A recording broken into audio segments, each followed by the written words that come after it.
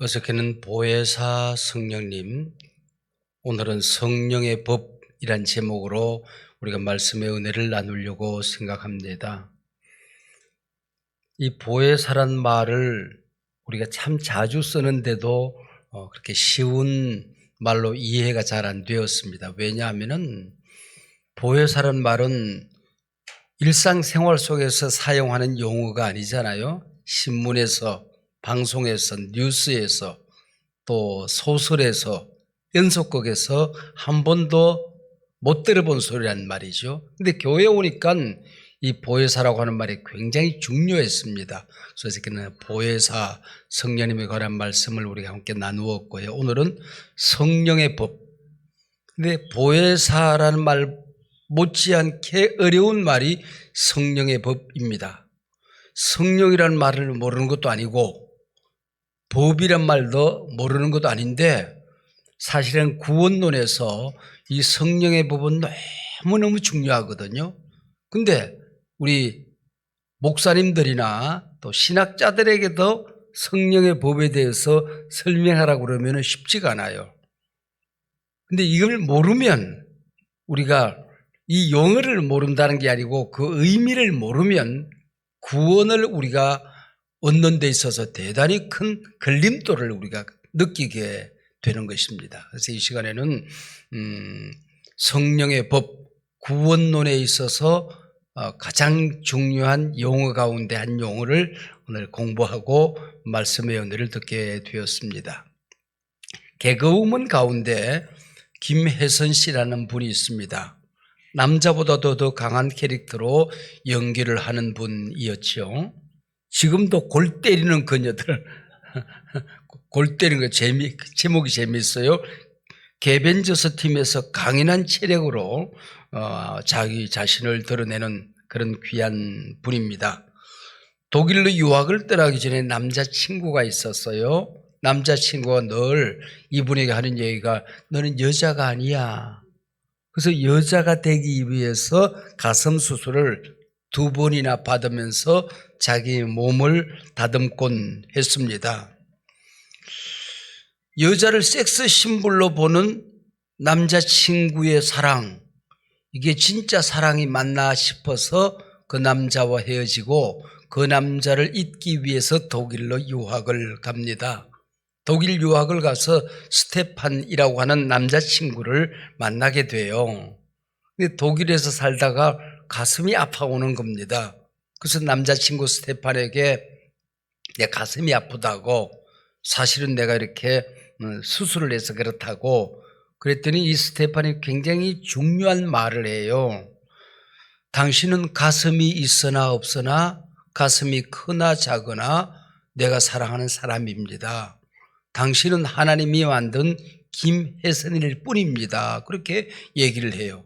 그리고 보형물을 걷어내는 수술을 하자. 그래서 독일에서 가슴을 정상으로 돌이키는 수술을 합니다.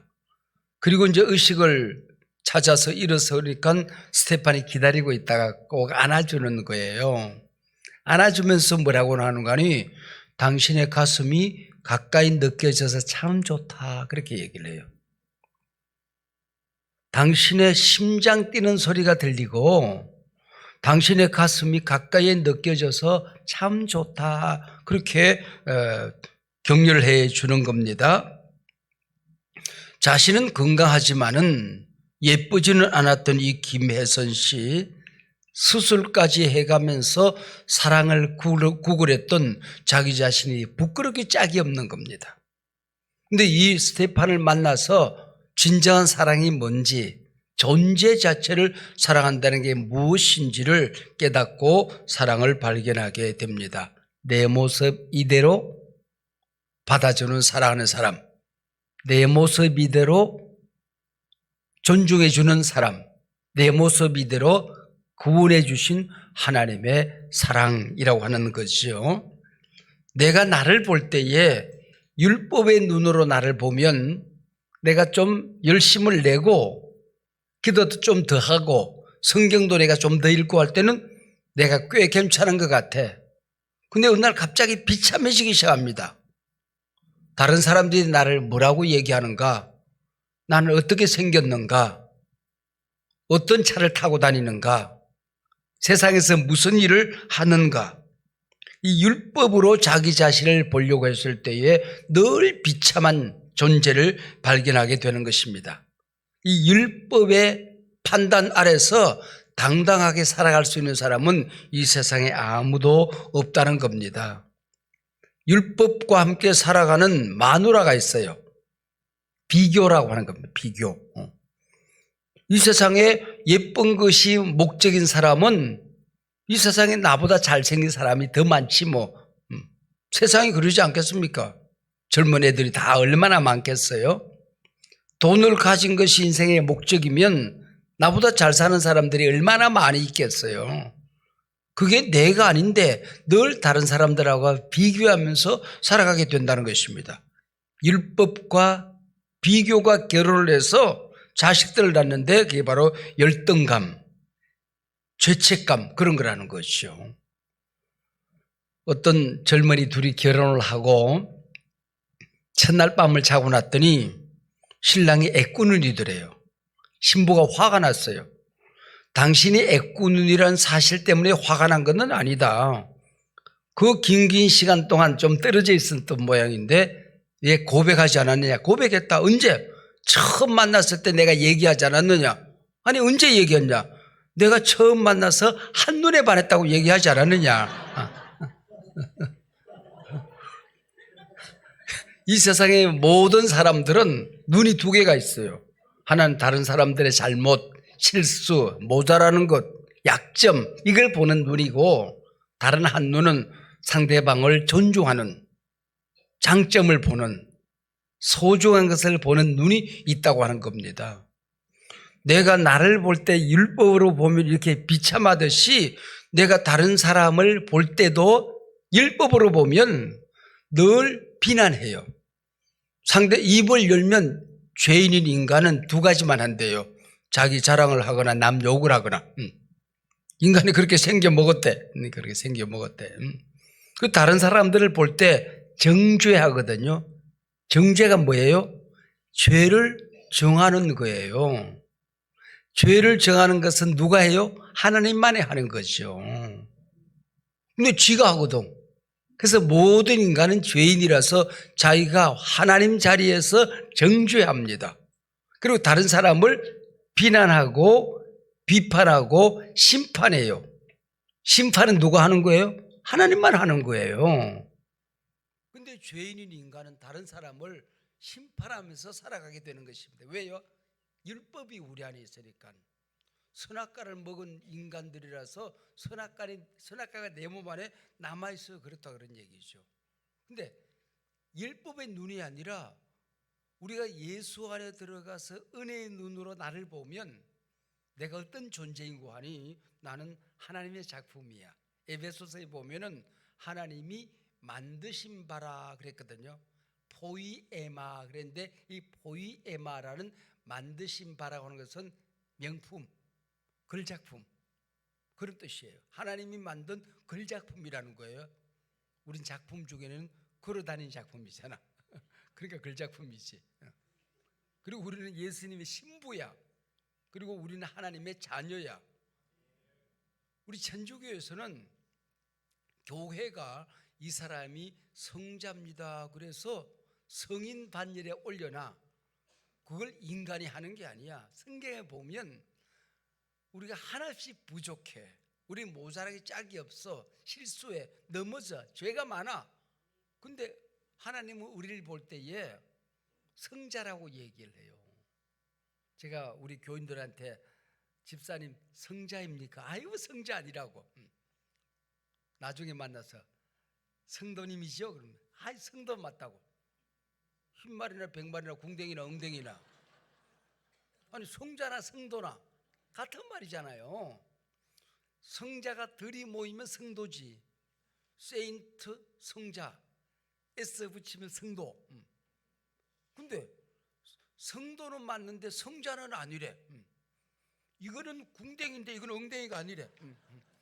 그럼 되겠어요. 궁뎅이나 엉덩이나 흰말이나 백말이나 다 같은 것이 뭐. 성자나 성도나 신약 성경에서 우리를 성도라고 부르는 게 60번이 넘어요. 하나님은 끊임없이 우리를 성도라고 부른다, 그런 얘기죠. 성도라고 부른다는 말이죠. 어떤 사람은 마음이 너무너무 착해. 그리고 사회봉사도 많이 해. 그리고 법 없어도 살 만큼 모든 사람에게 존경을 받아. 근데 그가 예수 밖에 있으면은 구원받아요? 못 받아요. 왜 그래요? 그 사람에게 적용되는 법이 오늘 본문에 의하면은 육신의 법, 죄와 사망의 법에 의하면은 아무리 착해도, 아무리 선행을 많이 해도, 아무리 마음씨가 착해도 그건 못 받아. 근데 교회 안에 다니면서도 내가 나를 보더라도 성질이 머리야. 그걸 뭐라고 그래? 성질머리라고 그래. 그리고 이기적이야. 착한 구석이 없어. 근데 예수 안에 들어가면, 예수를 그리스도로 영접하면 구원 받아요, 못 받아요? 구원 받아요. 왜? 그 사람에게 적용되는 법이 사망의 법이 아니야. 지옥의 법이 아니야. 마귀의 법이 아니야. 생명의 법, 성령의 법이 나한테 적용되기 때문에 나는 구원받은 존재다. 할렐루야. 너희가 그 은혜를 인하여 믿음으로 말미암아 구원을 받았다 그러잖아요. 우리가 은혜의 법으로 살아가는 것, 믿음의 법으로 살아가는 게 이게 얼마나 복된 것인가 하는 겁니다. 이 믿음 안에 있게 되면은 하나님의 은혜를 입었어. 예수가 저절로 믿어져. 그리고 성령의 법이 내 안에 작동되기 시작해. 그러면은 누가 뭐라고 그래도 너는 의롭다고 말씀하시는 거야. 의로워서가 의로운 게 아니야. 착해서 의로운 게 아니야. 의롭다고 하나님이 말씀하시니까 의로운 거야. 이걸 칭의, justification, 의롭다고 일컬어 준다고 하는 거죠. 의인으로, 예수 믿는 순간 내가 의인으로 변화되는 게 아니야. 그냥 하나님이 의롭다고 말해주는 거야. 이게 의인이거든요. 의롭다고 일컬어 준다고 하는 것이죠. 그러고 나면 그때부터는 우리는 지옥은 가고 싶어도 못 가. 여러분은 지옥 가기는 영 걸렸어. 옆에 사람에게 가르쳐 주세요. 우리 지옥 가기는 영 걸렸네 그래. 지옥은 가고 싶어도 못 가는 거야. 지옥은 가고 싶어도 못 가. 우리가 믿음이 우리 안에 태어나 버렸어. 은혜가 우리 안에서 태어나 버렸어. 죄의 법, 지옥의 법, 마귀의 법, 사망의 법이 나한테 적용이 안 돼. 은혜의 법, 구원의 법, 성령의 법, 이게 우리 안에 작동이 되기 시작한다 그 얘기죠. 우리 목사님처럼 처음 부임한 젊은 목사가 신방을 갔대. 누구한테 신방을 가는 거니? 아기를 낳아야 되는데 난산이야. 옛날에는 그 집에서 아기를 낳았잖아요. 그러니까 난산이라서 목사님을 찾은 거야. 찾아갔더니 막 죽는다고 울어제키는 거야. 그런데 하도 정신이 없어서 무슨 찬성을 불러야 될지 모르겠더래. 그래서 344장 울어도 못하네. 그래가지고 막 하는데 이제 아기가 나오려고 그러는가 봐. 막 힘을 쓰는 거야. 2절 힘써도 못하네. 옆에 군사님이 옆구리를 찌르면서 조금만 참아, 예배 끝날 때까지. 3절 참아도 못하네. 4절 믿으면 하겠더니 아기가 엉아 하고 나오더래. 여러분, 우리가 믿으면 우리 안에서 지금까지 없던 법이 우리 안에 생기는 거예요. 내게 없던 생명이 내 안에서 살아나는 거예요. 여러분, 우리가 왜 이렇게 존귀한 거 하니? 하나님이 천지를 창조하시는데 모든 것을 정류대로 만들었어요. 백합은 백합같이, 라일락은 라일락같이, 토끼는 토끼같이, 고양이는 고양이같이, 개는 개같이. 근데 사람은 사람같이 안 만들었어. 모든 것은 정류대로 만들었는데 하나님이 사람을 빚어 만들면서 우리가 우리의 모양대로 우리의 형상을 따라 사람을 만들자, 그렇게 얘기를 해요. 우리 안에 뭐가 있어요? 하나님의 형상이 있는 거야. 근데 하나님의 형상이 되려고 하면 하나님은 하나님으로 계시고 인간은 인간으로 있고 물질은 물질로 있어야 되는데 이게 뒤죽박죽이 돼버린 거야. 물질이 하나님이 돼버렸어. 인간이 사랑의 대상인데 이용 가치로 전락해버렸어. 사람이 사람을 이용해, 악용해. 이게 율법입니다. 그때부터 하나님의 형상이 없어져 버렸어. 그래서 아담이 아기를 낳았어. 아담은 하나님의 형상으로 만들어졌는데 아담이 선악과를 따먹었으니까 하나님의 형상이 없어졌어. 그러면 아담이 자녀를 낳으면 자녀가 하나님의 형상이 돼야 되는데 창세기 5장 3절 하나님의 형상이라는 말이 없어져. 아담이 자식을 낳으니 아담이 아담의 모양대로 아담의 형상대로 자식을 낳으니라 그랬어. 하나님의 형상이 없어졌어. 그때부터 모든 인간은 하나님의 형상으로 태어나는 것이 아니고 범죄한 선악과를 따먹은 아담의 형상을 따라 아담의 모양을 따라서 이 땅에 태어나게 되는 것이다, 그런 얘기죠. 그게 율법이라고 하는 것입니다. 근데 이게 예수 안에 들어가면 이 아담의 형상이 다시 죽는 거야. 창세기 3장 15절에 보면은 예수님께서 십자가에 못 박혀 돌아가실 때에 마귀의 머리를 부셔뜨리시고 마귀가 빼앗아간 우리의 사망의 권세를 짓밟고 우리를 하나님의 자녀로 우리를 거듭나게 한다는 약속이 있어요. 그래서 우리는 2000년 전에 돌아가신 것은 예수님이야. 죽은 것은 예수님이야. 근데 예수 안에서 내가 죽었다고 얘기를 해. 사망의 권세가 내 안에서 죽은 겁니다. 율법이 죽은 거예요. 지옥의 권세가 죽은 거예요. 마귀의 작동법이 죽은 거다, 그런 얘기죠. 작년 여름에 하도 더우니까 공동묘지에 있던 시체가 그러더래. 아이씨 더워 죽겠네. 그랬더니 옆에 있던 선배 시체가 그러더래. 야, 이 새끼 너 벌써 죽었어, 그러더래. 우리가 예수 안에 있을 때 우리는 이미 죽었다 그러지. 예수 안에 죽고 나면은 새로운 법이 우리 안에서 작동되기 시작한다고 하는 것입니다. 우리 안에 지금까지 내가 있었어. 이 안에 욕심이 있었어, 욕망이 있었어, 육신이 있었어, 사망이 있었어, 자기 온갖 죄가 이 안에 있었다는 말이죠. 근데 이게 비어지고 나면 이 속에 주인이 달라져. 그리고 영접한다고 그러잖아요. 예수를. 예수 믿는 게 뭐예요? 예수 믿는다는 게 보세요. 영접하는 자, 곧 그 이름을 믿는 자 그랬잖아요. 예수 믿는다는 것은 예수님을 영접하는 거예요. 뭘로 영접하는 거예요? 왕으로, 내 주인으로, 구세주로 영접하는 거다, 그런 얘기죠. 예수님이 오는 순간 모든 내 속의 법이 달라진 거야. 여러분, 빈속에 빵을 몇 개나 먹을 수 있어요? 빈속에 빵은 한 개밖에 못 먹어. 한 개 먹고 나면 그때부터 빈속이 아니야.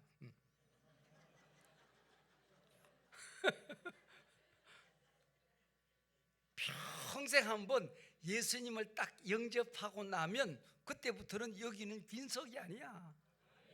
왕이 달라졌어. 권세가 달라졌어. 신분이 달라졌어.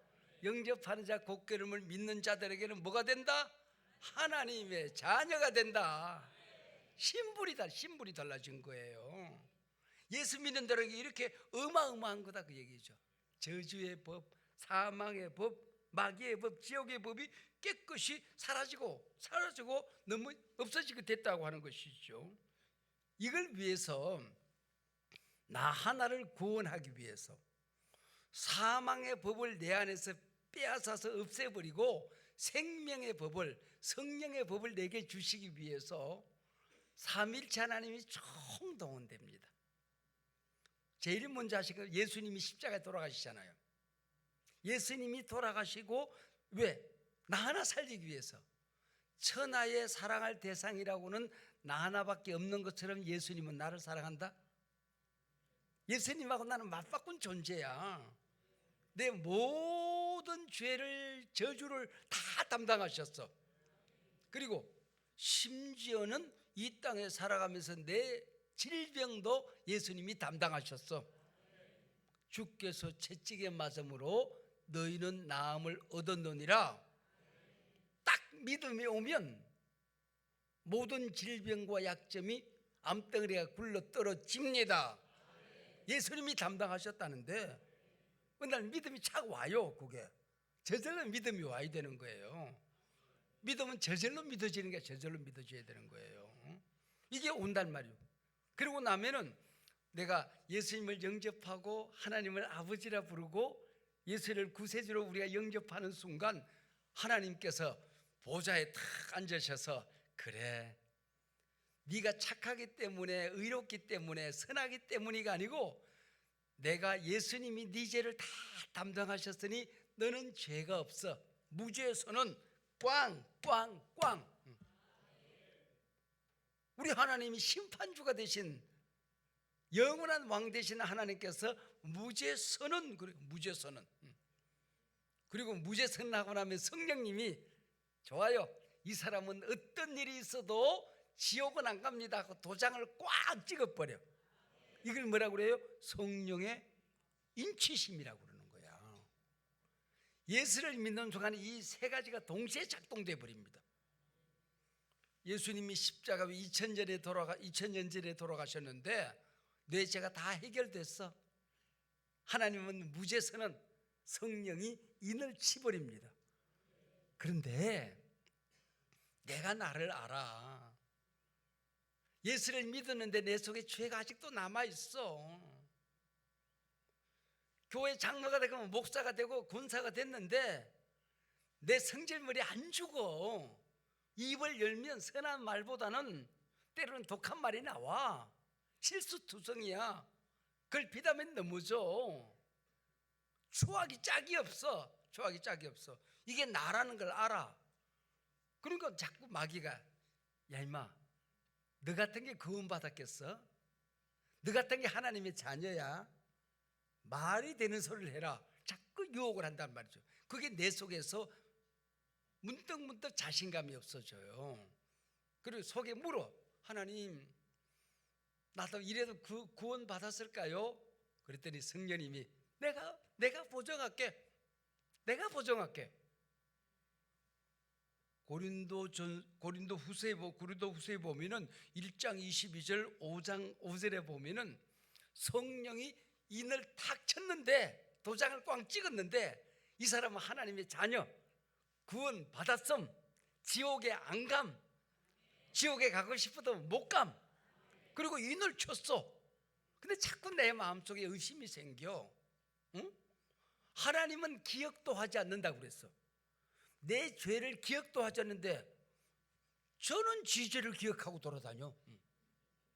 하나님은 동이 서에서 먼 것은 다 옮겨서 없어져서 무죄서는 기억도 하지 않는다 그랬는데 나는 내가 기억이 되는데 어떡할 거야. 그때 성령님이 뭐라고 그런다고요? 내가 보정할게 그래요. 그 성령의 보정이야. 아니 성령님, 내가 죄가 많다니까요. 구원받을 자격이 없다니까요. 또 넘어진다니까요. 성령님이 나 같은 걸 어떻게 보정하시겠어요? 보정할 사람을 보정하세요. 보정이란 말이 히브리 말인데 알라본 그런 말입니다. 이게 어디 나오는지 아세요? 신약 성경 1장 1절 펼치면은 예수님의 조상 가운데 다말이라는 여자가 나와. 이 다말은 여자가 유다 집안에 시집을 갔어. 맏아들이 시집을 갔는데 맏아들이 죽어. 그러면은 이 다말을 통하여 다윗 왕이 태어나고 나중에 메시아가 와야 되는데 아기가 없이 어떻게 되겠어요? 그 다말이 지가 알았는지 어떻게 알았는지 자기는 아기를 낳아야 되는 걸 아는 거야. 이 유다 집안의 자손에서 아기가 태어나야 된다는 걸 이게 성령의 가르침에서 알았던가 봐. 근데 하도 윤리가 발달이 안 됐던 시대니까 어떻게 하는 거 아니? 장녀로 분장을 해. 집에 쫓겨나가지고 시아버지가 그 마을에 왔는데 시아버지를 유혹을 해. 아니 유혹할 사람이 따로 있지. 유다 자기 시아버지를 유혹을 하는 거야. 그리고 그날 밤에 잠을 자고 아기를 가져. 그래서 소문이 나기 시작을 해. 이 유다에게 쫓겨난 다말이 아기를 가졌다는 거야. 그러니까 시퍼런 칼을 뽑아들고 유다가 집안의 망신이잖아. 죽이려고 찾아갑니다. 근데 하룻밤 잠을 자고 화대를 어마어마하게 요구하니까 돈이 없으니까 보증을 내놔라 그래. 보증을 내놔라 그래요. 뭘 줄까 그랬더니 허리띠 그거 날 줘요. 지팡이 들고 왔는데 지팡이 그거 날 주세요. 품에 보면 도장이 있어요. 도장 그걸 날 주세요. 세 가지를 딱 받아들었어. 그래가지고 네 뱃속에 아기가 네 아기야. 그리고 목을 치려고 하는데 지팡이를 쫙 내밀기라. 이 지팡이의 주인의 자식입니다. 허리띠를 쭉 뽑으면서 허리띠 주인의 자식입니다. 품에서 도장을 끄집어내서 이 도장의 주인의 자식입니다. 그렇게. 그러니까 지 얘기잖아. 지 얘기잖아. 아니 성경에 기록을 하다 못해서 이런 걸 기록을 합니까? 말이 되는 얘기를 해야지. 에? 아니 시아버지하고 하룻밤을 유혹해서 귀생으로 창녀로 유혹을 해서 하룻밤을 자고 아기를 낳아. 그 피를 타고 구세주가 태어나고 우리가 구원을 받아. 이게 알아본 보증이에요. 말이 안 되는 얘기를 기록해서 말이 안 되는 너를 구원하는 거야. 세상 사람 다 속여도 네가 너를 속일 수는 없잖아. 어떻게 너 같은 게 구원을 받아? 어떻게 나 같은 게 구원을 받아? 내가 어떻게 하나님의 자녀가 돼? 성령의 보증이 말이 안 되는 너를 구원하는 게 하나님의 사랑이다. 네 죄가 아무리 커도 하나님의 은혜가 더 크다. 네 실수가 아무리 커도 하나님의 능력이 더 크다. 성령의 인치심이 더 확실하다. 이게 보증이야. 이게 보증이야. 이래도 구원을 의심하시겠습니까? 교회는 우리가 교회에서 신앙생활 하잖아요. 예수님께서 교회를 세우시면서 교회는 말이 안 되는 일들이 많이 있을 거다. 네가 땅에서 교회에서 무엇인지 매이면 하늘에서 매일 것이고 이 교회에서 네가 무엇이든지 풀면 하늘에서 풀릴 것이다. 그렇게 얘기를 해요. 그래서 구원받았다는 사실을 교회가 풀어주는 거야. 죄에서 자유케 하시는 거야. 그래서 교회가 신앙생활을 하는 걸 보면서 이 사람이 예수를 믿나 안 믿나 검증을 하고 교회가 하는 게 뭐냐면 세례를 베푼다. 세례를 베풀어. 그래서 천주교나 루터교회나 성공회나 이런 그 계열에서는 이 사람이 구원받았는지 안 받는지를 어떻게 하는 거 하니 이 땅에 공교회가 보증을 하면 이 사람이 구원받은 하나님의 백성으로 생명책에 이름이 기록된다고 믿는 거야. 우리는 그것을 좀 영적으로 해석을 하잖아요. 근데 그 사람들은 교회 세례를 이렇게 중요하게 생각하는 거야.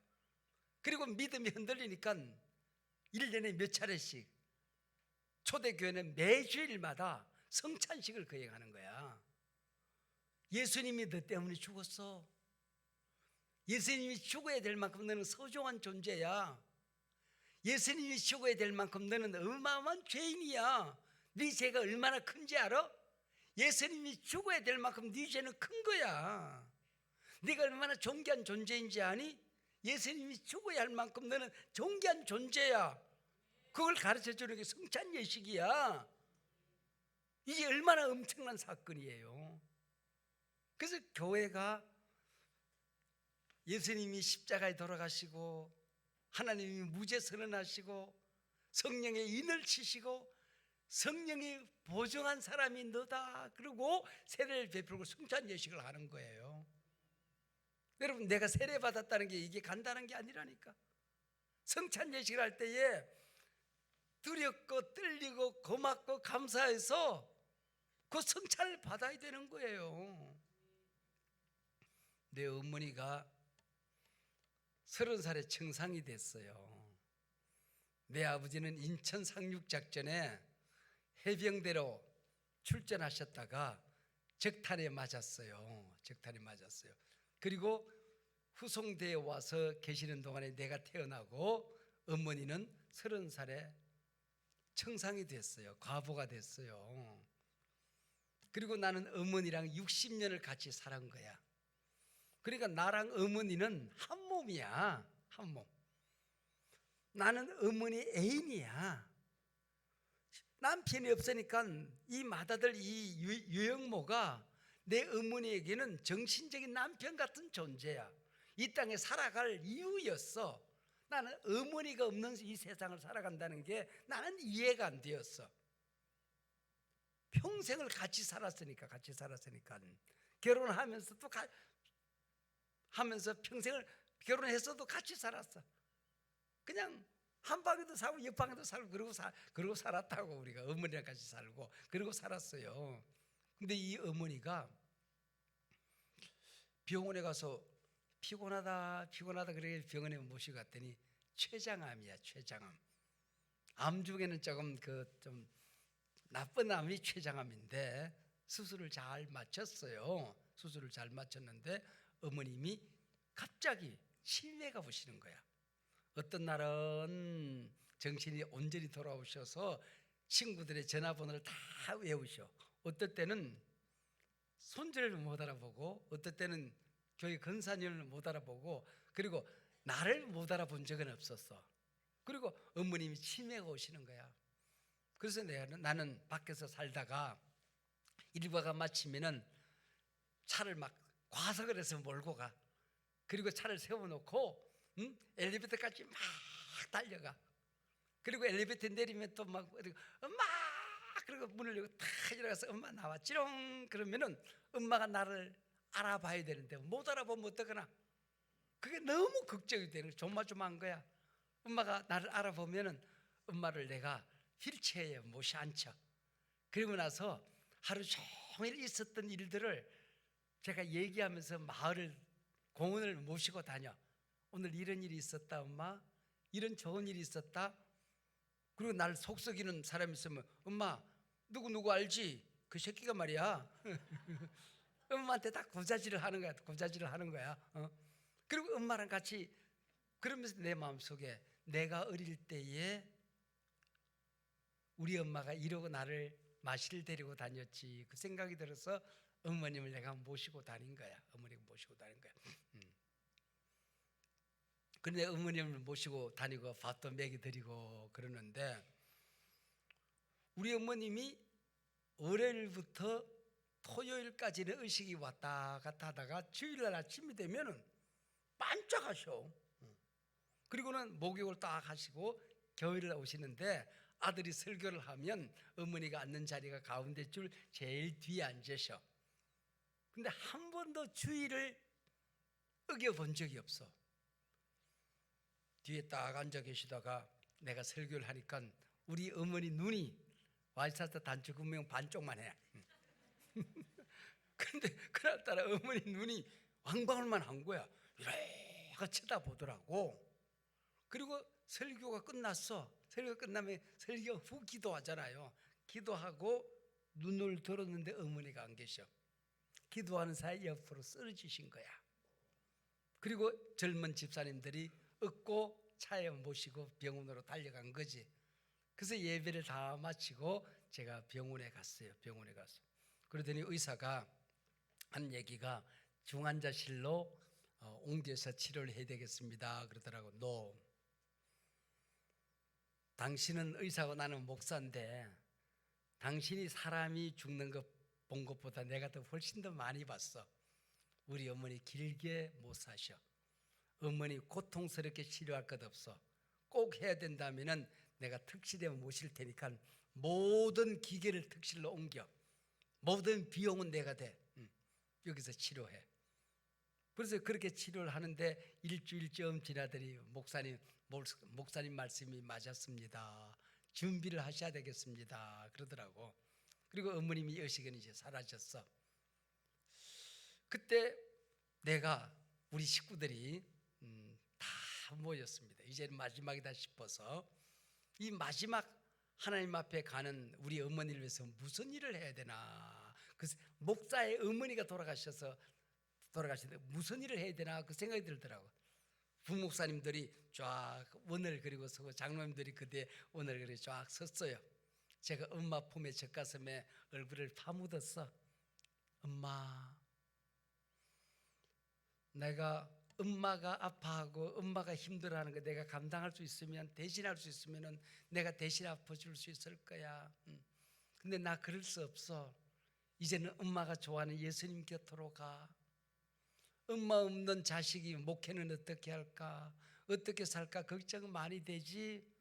엄마가 평생을 기도해놨잖아. 기도에 쌓아놓고 가르쳤잖아. 엄마가 기도한 대로 나 살아볼게. 교회 섬길게. 목회 잘할게. 엄마 편안히 예수님 곁으로 가. 그리고 세숫대에 물을 담아서 우리 손주가, 우리 아들이, 우리 딸이, 우리 아내가 어머니의 발을 씻겨드리기 시작했어요. 고백을 하는 겁니다. 손주가 엄마 아빠가 개척교회 하느라고 우리를 돌보지 못할 때 내가 엄마 할머니 등에서 컸지. 할머니가 우유 타서 나를 키웠어. 교회 갈 때도 엄마 아빠는 먼저 가고 할머니가 내 손 잡고 교회 갔어. 아빠가 나를 때릴 때 이 귀한 손주 못 때린다. 할머니가 온몸으로 막아서 나를 지켰지. 그리고 닦아주는 거야. 우리 딸이, 우리 아내가 다 그렇게 씻겨드려. 저도 마지막에 선발 씻겨드리면서 평생을 같이 살았던 엄마의 이야기를 쭉 얘기를 했어요. 그리고는 성찬식을 같이 거행한 거야. 다 둘러선 사람들, 우리 가족들 성찬식하고, 엄마 이건 예수님의 몸이야. 엄마의 죄를 다 담당한 거야. 이건 예수님의 피야. 조그마한 숟가락에 빵을, 포도주를 붓고 빵을 녹여서, 엄마 마지막 성찬이야. 예수님 앞에 이거 예수님 모시고 이제 가는 거야. 그랬더니 입을 벌리셔. 의식이 없으신 분이. 그리고 포도주와 빵을 잡수시고 고개를 두 번 끄덕끄덕 하시고 그날 밤에 하나님 곁으로 가셨어. 하나님 곁으로 가는 그 시간까지, 가는 천국 가는 길을 잃어버릴까 봐서 하늘 가는 밝은 길이 만세반석이 열리니 내가 들어갑니다. 천국에서 만나보자. 저 요단강 건너가서 만나자. 온 식구들이 그냥 몇 시간 찬송을 불렀어요. 엄마 좋겠다. 하나님 나라에서 살 천국이 어떻게 생겼는지 봐. 요한계시록 21장 22절. 신부가 남편을 위하여 단장한 것 같더라. 사시사철 생명나무 열매가 맺혀지더라. 천국에서 내 어머니가 살아가게 될 그 말씀을 계속해서 읽어드리는 겁니다. 목이 아프도록 읽어드렸습니다. 엄마 천국에 가서 기다려. 우리 가는 거 그렇게 길지 않아. 엄마 없는 세상 살아갈 자신은 없지만 살아볼게. 그리고 마지막에 엄마에게 성찬식을 하고 손발을 닦아드렸어. 우리가 이 세상에 다른 거 다 잊어버릴 수 있어요. 다 놓칠 수 있어요. 포기할 수 있어요. 그러나 내가 하나님의 자녀라는 이 권세, 구원받았다는 이 사실을, 하나님이 우리 아버지라는 이 사실을, 예수님이 내 죄를 담당했다는 이 사실을, 성령이 인을 치시고 보증을 하셨다고 하는 이 사실을 우리가 기억하고 살아가야 되는 것입니다. 할렐루야. 이게 우리 하나님 앞에서 우리가 서야 될, 우리의 이때까지 살아갈 때 목적이라고 하는 것이죠. 그래서 오늘 본문에 보면 율법이 육신으로 말미암아 연약하여 할 수 없는 그것을 하나님은 하시나니 그랬어요. 하나님 하시나니. 여러분, 내가 구원받는 거, 내가 이 세상에 살아가면서 하나님의 자녀가 되어서 살아가는 거, 인간은 할 수가 없어. 그게 얼마나 어려운가 하니, 낙타가 바늘 구멍으로 들어가는 것보다 더 어려워. 근데 제자들이 그럼 뭐 누가 천국에 갈 수 있어요? 사람은 못해. 하나님은 하시는 거야. 네가 자격이 있어 가는 거 아니거든. 네가 착해져서 가는 게 아니거든. 공로가 있어서 가는 거 아니거든. 네가 교회를 잘 섬겨서 가는 게 아니거든. 하나님이 너를 자녀 삼으셨으니 어떤 일도 너한테 좋지 못한 일은 없게 될 것이다 그 얘기입니다. 할렐루야. 이걸 우리가 하나님 앞에서 우리가 기억하고 살아가는 것이다 하는 것입니다.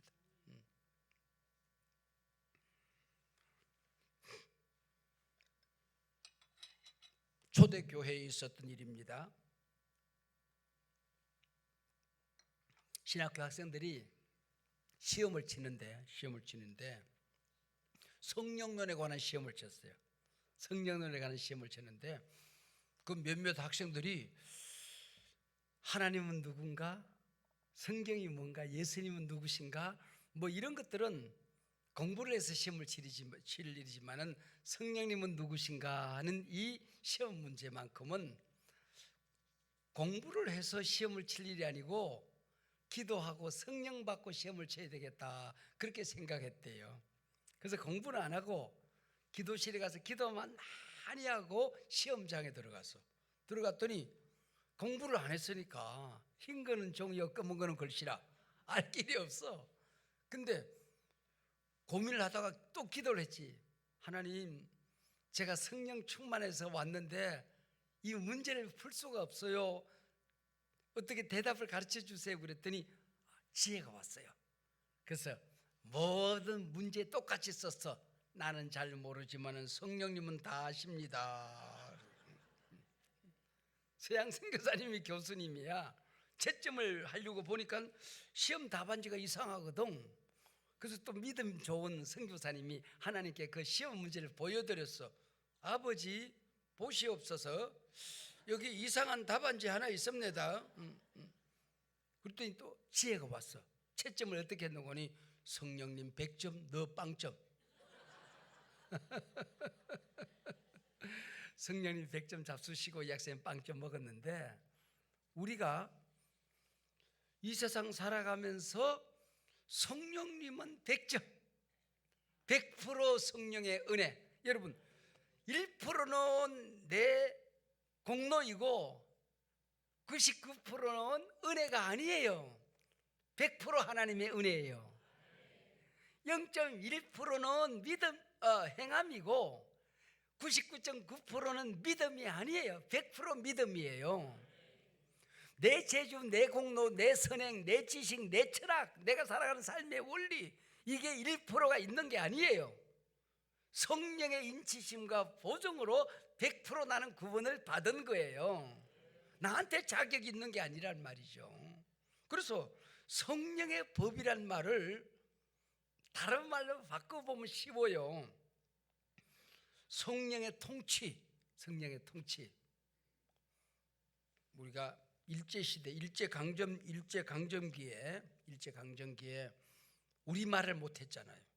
우리말을 하면 끌고 가는 거야. 우리 이름이 없어졌어. 응? 태극기를 들었다가는 큰일 나지. 근데 1945년 8월 15일 해방이 되는 그 시간에 모든 사람이 영보야 하고 이름을 부르는 거야. 얼마나 불러보고 싶은 이름입니까? 한국말을 마음 놓고 학교에서도 할 수 있어. 들어보지도 못한 태극기를 손에 들고 대한독립 만세! 온 길거리, 도시, 농촌 대한독립 만세! 막 물결이, 태극기와 만세 물결이 온 천지를 뒤덮었어. 옛날 같으면 일본 경찰들이 와서 그냥 칼을 휘두르고 몽둥이를 휘두르을 텐데 어디 갔는지 아무것도 없어.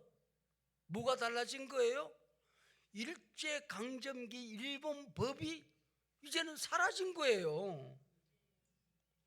이 세상을 다스리는 통치자가 달라진 거예요. 지옥이 나를 다스리고 마귀가 나를 다스리다가 하나님이 나를 다스리는 거예요. 주인이 달라진 거라니까. 통치가 달라진 거예요. 이게 성령의 법이에요. 성령의 법을, 성령의 다스림, 성령의 통치, 그러니까 이해가 금방 되죠. 성령의 법을 성령의 능력으로 바꿔보세요.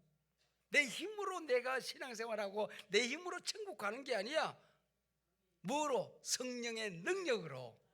이게 성령의 법이에요. 성령의 원리, 그렇게 해보세요. 그럼 모든 게 달라지죠. 세상 원리가 아니야. 오늘 본문 1절부터 11절까지 읽어주셨는데 장로님, 육신이라는 말이 10번 나와요. 성령의 법, 성령이란 영이란 말이 10번 나와요. 세상의 육신의 법, 사망의 법, 죽음의 법, 마귀의 법을 가지고는, 율법의 법을 가지고는 구원받을 길이 없어서 원리를 바꾼 거야. 그게 성령의 원리가 작동되기 시작한 것입니다. 이게 성령의 법이에요. 그래서 세상적인 육신의 법으로, 세상의 법으로 자꾸 생각을 하니까 이해가 안 되고 자꾸 의심이 생기고 넘어지고, 율법으로 나를 보니까 비참하고 존재가 나보다 잘생긴 놈이 많고, 나보다 더 가진 사람이 많고, 나보다 착한 사람이 많아. 나 같은 게 하나님의 자녀가 됐으면 뭐 할까 싶어. 근데 하나님은 소중하다, 귀하다, 내 자녀다, 신부다, 너는 성자다, 너는 의롭다, 너는 죄가 없다. 하나님이 소중하다고 말씀하시면 소중한 거예요. 그래서 우리가 내 존재를 묵상하고 살아야지, 내가 실수하고 넘어진 걸 자꾸 묵상하고 다른 사람을 바라볼 때도 하나님이 그를 얼마나 사랑하는지, 우리 교회를 바라볼 때도 부족함이 많고 모자람이 많지만은 하나님의 눈으로 나를 바라보고 교회를 바라봐야지, 인간의 눈으로 정죄하고 비난하고 비판하고 심판하고 입을 열면 남을 욕하고 그러고 살아서는 안 된다는 거예요. 얼마나 내 자식이, 내 가족이, 우리 교인들이, 내 친구가, 내 곁에 있는 사람이 얼마나 소중한지 그걸 묵상하면서 살아가는 거예요. 제가 존경하는 목사님이 계시는데, 젊은 시절 군대를 갔대요. 군대를 갔는데 내무반에 김하사가 내무반장인데, 이 김하사란 작자가 얼마나 지랄인지, 밤 12시쯤 되고 지가 잠이 깨면 무조건 몽둥이를 들고 쿡쿡 찌르고 다니는 거야. 일어나 이 새끼야, 일어나, 뒷마당에 집합. 계급별로 딱 집합을 한대. 그리고는 지가 몽둥이 들고 트집을 잡는 거야. 그리고 한 대씩 빵 치는 거야. 그 다음에 또 병장 보고 몽둥이를 주는 거야. 너 한 대 맞았지? 본전 찾으려면 2대 때려야 되겠지? 2대씩 때려. 밑에 애들 2대씩 빵빵 때리고 돌아다니는 거야. 그 다음에 상병 새끼가 너 2대 맞았지? 3대 맞았지? 다음 너도 3대 때려. 밑에 애들 3대 막 때리고 하는 거야. 이 목사님이 짝대기 하나인데, 그러고 나면 궁뎅이에 피가 막 난대. 그래서 술에서 잠이 안 오는 거야.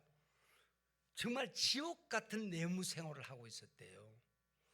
그걸 2번 하라 그러면은 죽었으면 죽겠지 못 가겠대.